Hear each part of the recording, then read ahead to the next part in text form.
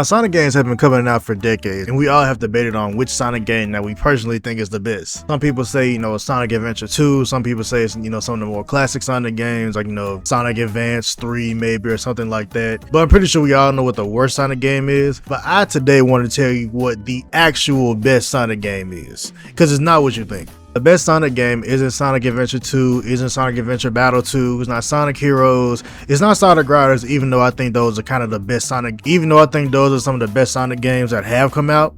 Some of the best, but not the best. The best Sonic game to ever come out is not Sonic Frontiers, it's not Sonic Colors, it's not Sonic Forces. The best Sonic game to ever come out is Sonic Unleashed. Now a word from our sponsors. Hi, before using Dubby, I was a father of 12, but now, after Dubby, What shards? I'm a deadbeat dad. Oh, brother, this guy stinks! Let's see what we got in here for the Dubby. Big Dubby. We got the motherfucking. We got the motherfucking. We got the motherfucking. Oh shit. So the first flavor of Dubby, we have peach and beet. You what? Second flavor of Dubby, we got the Dragon Maid. Next flavor we have laxative. What? Laxy Grenade. Next flavor we have this is a zero sugar powder pack. And last but certainly not least, we have Pines Berry Splash. I'm Wasabi, and this has been your Dubby advertisement. Now I know the vast majority of y'all are probably confused as fuck as to why I said Sonic Unleashed is the best Sonic game of all time, but I'm gonna explain it to you. Sonic Unleashed, in my opinion, was overhated and underrated when it first came out on PlayStation 3. Now I know people didn't like Sonic Unleashed for the Werehog sections, but that's honestly what makes Sonic the Hedgehog the best Sonic game to me. Now before y'all say anything, I have not played every single Sonic game, but I played a good chunk of Sonic games. You know that Sonic Unleashed embodied what I always wanted Sonic to be, and also added different elements to it that made it unique and not just another generic Sonic game. Because at the end of the day, there's only so much you really can do with a Sonic game, which is basically you need to make a good Sonic game, in my opinion, you almost need to make a good racing game. Because the thing that makes a good racing game, in my opinion, makes a great Sonic game. I'm not a racing game expert, but what makes racing games good? Good tracks, a good sense of speed, great cars, and customization. Now Sonic obviously doesn't need a car outside of other games. The one thing that Sonic and racing games share is that tracks in racing games and the courses in Sonic games have to be good.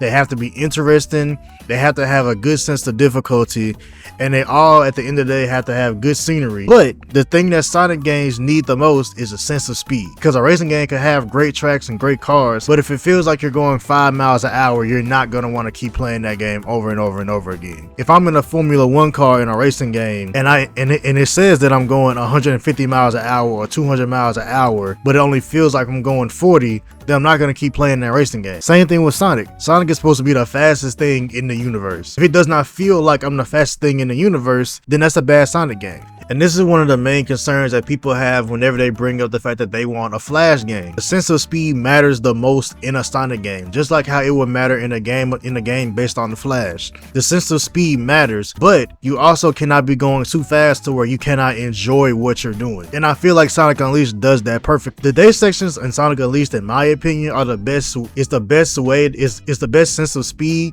that Sonic has ever had in any game ever. Better than Frontiers, better than Adventure, better than Colors, Forces, all of those games. Because not only did Sonic have a great sense of speed in that game, and when you actually boost to go even faster, it actually felt like you were going faster. You weren't going so fast and the screen wasn't so blurred to where you couldn't enjoy the scenery of the day trials, and to where you couldn't really see what you were doing or where you were going. Because just because it's a Sonic game and he needs to go fast, that doesn't mean I want to blow by the track in like 2 seconds. I want to actually see where I'm running and what city or what country or what landscape I'm running behind in the Sonic game. That's what makes a great Sonic game, to where the sense of speed feels like you're going fast enough, but you're also not going so fast to where you can enjoy what you're seeing. You can enjoy the scenery or the OST or something like that. A game that I also felt like Sonic had a great sense of speed in was Sonic Heroes, but we all know with Sonic Heroes, it controlled like shit. Sonic Heroes controlled like utter fucking garbage. It was too loose and it wasn't snug enough. It always felt like it always felt like Sonic was running on ice.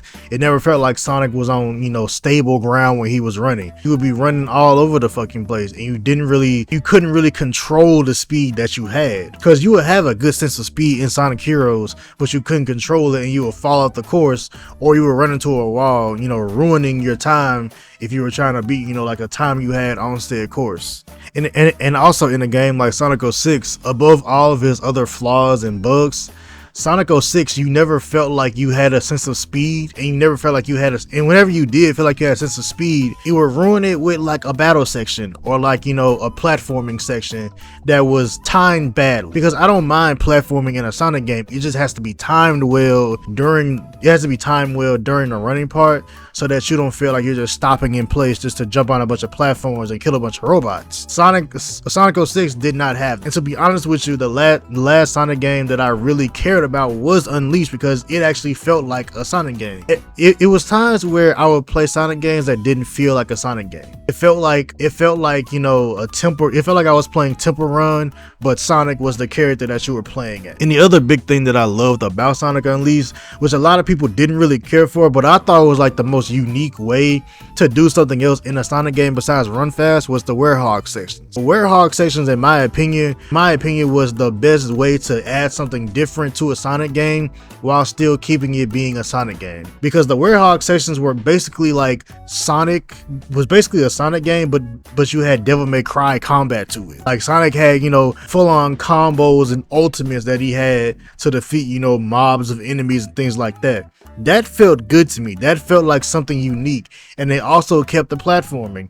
They kept the platforming in so that you felt like you were still playing, you know, a Sonic game, but just at a slower pace and at different levels. That wasn't the whole game. That was a great addition to a Sonic game that I feel like we haven't really had in a while. Sonic Frontiers did add, you know, some sort of combat, but it's your standard, like, you know, homing attacks, and he gets to fire, like, you know, projectiles from afar. But Sonic basically having, like, you know, Devil May Cry combos was something completely different, something we haven't really seen like at all since. Because I know that when Sonic Unleashed came out, the game was heavily criticized for, you know, not being optimized the greatest, and the Werehog sections not really being people's cups of tea. But I think the Werehog was the greatest, you know, kind of like, you know, side addition to a Sonic game that we've kind of ever had. Because outside of just running fast, a lot of Sonic games are kind of bare bones. There's nothing really like added to it to make it different or unique from any other Sonic game. Sonic Frontiers, you know, added, you know, the battle sections and, you know, kind of like, you know, a sort of open world-esque, you know, side to it, whereas, you know, Sonic could, you know, explore the island and things like that. But there wasn't really much else to it like with Sonic Unleashed. And I know that Sonic games don't really, you know, focus too much on the story aspect, because, you know, Sonic games aren't really known for their stories outside of, you know, Sonic Adventure. But I actually really love the story of Sonic Unleashed, because it's not your typical Sonic story. It's not. When you first see the intro into Sonic Unleashed, you think that it's your typical, you know, Sonic game. You know, Sonic finds Eggman or finds a new enemy, and then all of a sudden, you know, he has to, you know, fight him. He turns into Super Sonic later in the game, and then that's kind of it. But in this one, it starts out like that, but it starts off with Sonic losing flat out to Eggman, and Eggman basically winning, and Sonic has to come back from that. And I'm not necessarily saying that, you know, Sonic games, you know, need, you know, this deep story to really, you know, like be good, because just like I said earlier in the video, Sonic games are kind of like racing games. Nobody plays Sonic games for the story. We just play it to play Sonic and run around and go fast and beat Eggman. That's all we really play it for. But I feel like Sonic Unleashed was kind of like, I feel like just like with Sonic Adventure 2, Sonic Unleashed was kind of like, you know, an attempt to make Sonic have a bigger and better story than what it normally has. Because a lot of times you can just ignore the story of a Sonic game in full and still have a good time with it, for the most part, with most Sonic games. Most of them. And that's also where I kind of feel like, you know, most Sonic games fall flat, is that there really is no story, or it's really the same story, kind of like with racing games. Like there's really no, like, you know, big deep story with, like, you know, a bunch of meanings and themes, because that's not really what Sonic is for. Sonic is just for you to play as Sonic, run around and jump fast, beat Eggman, and then that's the game. There isn't really no like story to really, like, you know, think about. There isn't really nothing to really, you know, be like, you know, that was a great story. It's like, no, like, was the track fun? Was, you know, the level design great? Did the sense of speed feel good? That's it. There isn't really, you know, nothing to really run home about with Sonic stories. Cause, and I'm not saying that I'm not saying that all Sonic stories are bad, but Sonic stories could definitely be way better. I feel like there can be way more attention put on to Sonic game stories, because even with Sonic Riders, I love Sonic Riders, but the story mode in Sonic Riders is fucking non-existent. Like, especially the first one. The first one is basically like you race around these bunch of tracks. It's basically like a racing game. Like, you have this new rival with Jet, Wave, and Storm in them. But then toward the end, they try to add, you know, this whole, like, you know, Chaos Emerald story plot in it and everything. But it's just like, if you don't pay attention to the story, it's basically another Sonic racing game. There's nothing really to write home about. And even in Sonic Riders Zero Gravity, they do try to, like, you know, up the ante and try to add, you know, like this ancient prophecy and this black hole and this crazy robot. But at the end of the day, it's just a racing game. And it's just a Sonic game. There is no really, like, deep story that you really can do with Sonic, because Sonic games have kind of been the same for so long that you don't really expect much of a Sonic story. You kind of just be there for the gameplay. It's kind of like a fighting game. It's kind of like, because it's kind of like Street Fighter. Like, nobody really cares about the lore of Street Fighter or like the plot of the Street Fighter story. You don't that's not really what you're there for. You're there for the gameplay, you're there for the characters, and you're there for the experience. Do I feel like Sonic games could do more with their story, even though it is just a Sonic game? Yeah, and I wish they would do that. I don't know how many more Sonic games we're getting in the future, because I think we barely got Sonic Frontiers and shit like that, but I do wish they did more with Sonic stories. But Sonic Unleashed, in my opinion, is not a perfect Sonic game. I do recognize that, but it is the best Sonic game that I've played in my life, and it's really the last time I was really excited to play a Sonic game, because it felt different. It didn't feel like every other Sonic game,